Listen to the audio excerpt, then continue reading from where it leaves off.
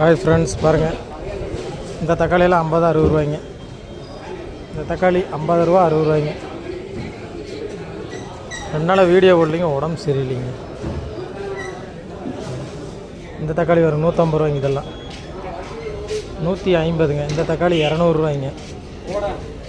இந்த மாதிரி கொஞ்சம் பெருவட்டு இருந்தால் 200 ரூபாய்ங்க. இந்த பெரிய கிரேடு 100 ரூபா தாங்க. ஓட்டை பொடி எல்லாமே இருக்கும். 100 ரூபாய்ங்க.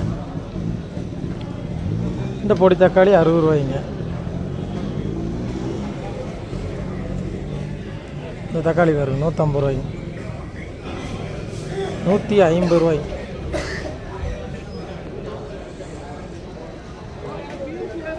மேல் விலை 200 ரூபாய்ங்க. தக்காளி ஃபுல்லாக வந்திருக்குங்க. லோக்கல் விலை கம்மி தாங்க. பெரிய கிரேடு வர்றதுனால தான் அது நின்னாலும் கூட ஒரு 10 ரூபா சேர்ந்து போகுங்க. இதோ நம்ம விவசாயிகளும் கூட 10 ரூபா கிடைக்கும். பாருங்க, தக்காளியில் 200 ரூபா இதாங்க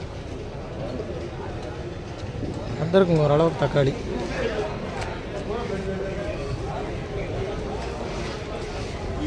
நமக்கு ஓரளவுக்கு தக்காளி வந்திருக்குதுங்க. அந்த சைடு ஃபுல்லாக வந்துருக்குது.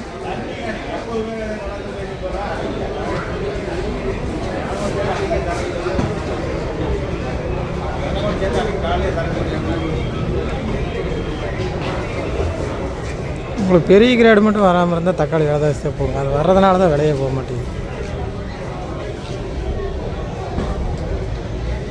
எல்லாம் பெருசு பெருசுன்னு பெரிய வெட்டியே எடுக்கிறாங்க.